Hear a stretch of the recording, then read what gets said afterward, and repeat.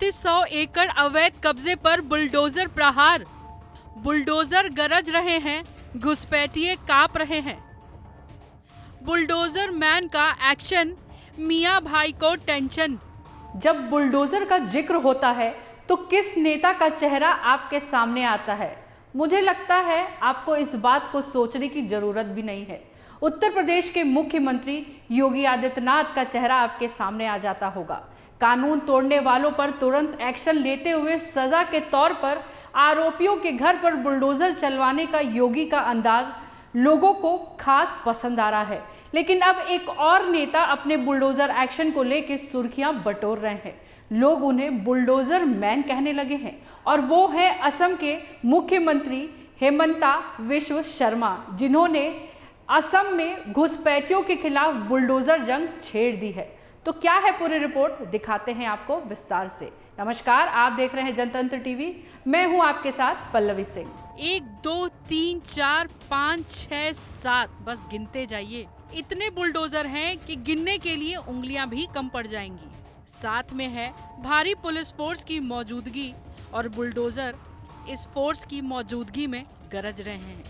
अवैध कब्जे के खिलाफ ये सबसे बड़ा बुलडोजर युद्ध है, वो युद्ध जिसे असम के मुख्यमंत्री हेमंता बिस्वा शर्मा ने छेड़ रखा है।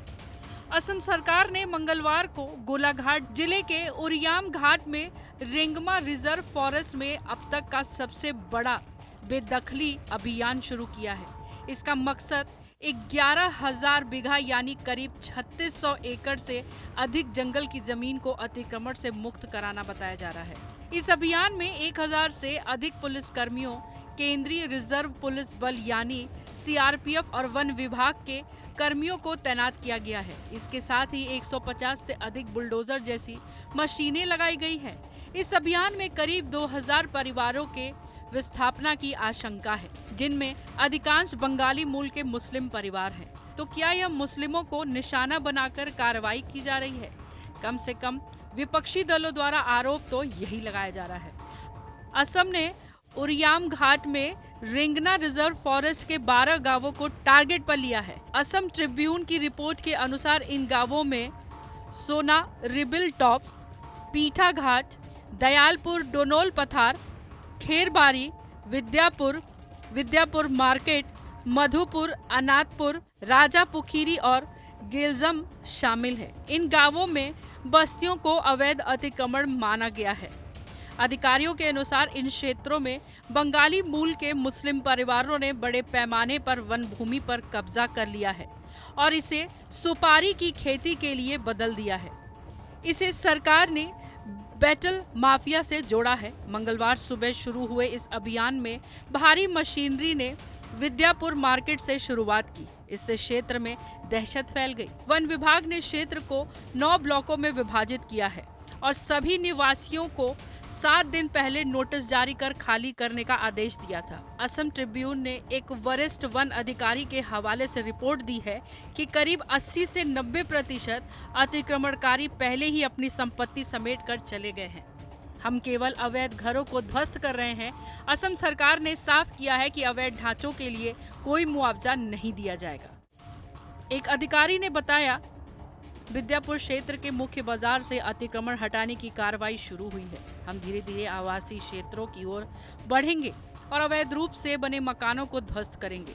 उन्होंने दावा किया कि लगभग 10,500 बीघा से 11,000 बीघा भूमि पर लोगों ने अतिक्रमण किया हुआ है। अधिकारी का कहना है इस क्षेत्र में लगभग 2000 परिवार रह रहे हैं। इनमें से लगभग 1500 परिवारों को नोटिस भेजे गए हैं जो यहां अवैध रूप से बसे हैं। बाकी परिवार वनवासी हैं और उनके पास वन अधिकारी समिति के प्रमाण पत्र हैं। स्थानीय लोगों का दावा है कि जिन परिवारों के मकान तोड़े जा रहे हैं वे मुस्लिम समुदाय से हैं और जिनके पास FRC प्रमाण पत्र है वे बोडो, नेपाली और अन्य समुदाय से हैं। इस अभियान पर मुस्लिम समुदाय के लोगों में गुस्सा है। All India United democratic front और कांग्रेस जैसी विपक्षी दलों ने इसे सामुदायिक भेदभाव करार देते हुए इसकी निंदा की है। AIDUF नेता अमीनुल इस्लाम ने कहा है, यह पर्यावरण संरक्षण के नाम पर एक धार्मिक समुदाय को निशाना बनाने वाला सरकार प्रायोजित विस्थापन है। कई गैर सरकारी संगठनों ने गुवाहाटी उच्च न्यायालय में जनहित याचिका दायर करने की योजना बनाई है, जिसमें अस्थायी रोक और विस्थापितों के लिए मुआवजे की मांग की जाएगी। दूसरी ओर स्थानीय बीजेपी विधायक बिस्वजीत फूकन ने अभियान का समर्थन करते हुए कहा है कि यह स्वदेशी लोगों की सुरक्षा के लिए है। उन्होंने साफ किया कि 2006 के वन अधिकारी अधिनियम के तहत प्रमाण पत्र रखने वाले 150 बोडो परिवार को बेदखल नहीं किया जाएगा। इसके अलावा 42 मणिपुरी मुस्लिम और 92 नेपाली परिवार को भी नोटिस जारी किया गया। असम नागालैंड सीमा पर स्थित उरियाम घाट लंबे समय से दोनों राज्य के बीच सीमा विवाद का केंद्र रहा है। इस अभियान के मद्देनजर नागालैंड सरकार ने अपनी सीमा पर पुलिस और जिला प्रशासन के कर्मियों को तैनात किया है, ताकि विस्थापित लोग उनके क्षेत्र में प्रवेश न करें।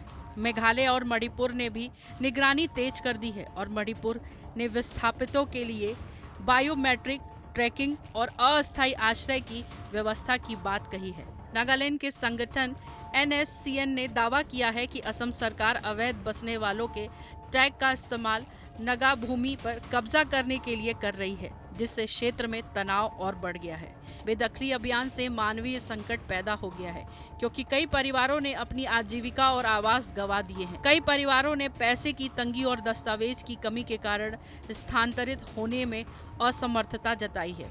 कुछ रिपोर्ट्स के अनुसार गैर सरकारी संगठनों ने भोजन, पानी और अस्थायी आश्रय जैसी आपातकालीन सहायता देना शुरू कर दिया है। उरियाम घाट बेदखली अभियान असम सरकार की वन और सरकारी भूमि की अतिक्रमण से मुक्त कराने की नीति का हिस्सा है।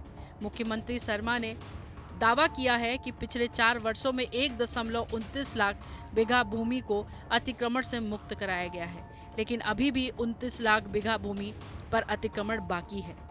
यह अभियान न केवल पर्यावरण संरक्षण और कानूनी शासन पर सवाल उठाता है, बल्कि क्षेत्रीय तनाव, सामुदायिक भेदभाव और मानवीय संकट के मुद्दे को भी सामने लाता है। असम में बुलडोजर एक्शन लगातार विवादों में घिरा हुआ है। इस पर लगातार सवाल भी उठाए जा रहे हैं। आरोप लग रहे हैं मुस्लिम समुदाय को ही निशाना बनाकर सीएम हेमंता बुलडोजर एक्शन चला रहे हैं। कांग्रेस से बीजेपी में आए हेमंता जब से मुख्यमंत्री बने हैं, उन्होंने ऐसे कई फैसले लिए हैं जिन पर विवाद खड़े हुए हैं। उनकी ओर से चलाया जा रहा बुलडोजर एक्शन भी उन्हीं फैसले में से एक है, जिसकी गूंज सुप्रीम कोर्ट तक सुनाई दे चुकी है। लेकिन हेमंता के बुलडोजर जो रुकने का नाम ही नहीं ले रहा है। बुलडोजर एक्शन लगातार जारी है। फिलहाल इसकी गूंज गोलघाट के उरियाम घाट में भी सुनाई दे रही है। तो आपकी इस बारे में क्या राय है, हमें कमेंट कर जरूर बताइएगा। तब तक के लिए नमस्कार।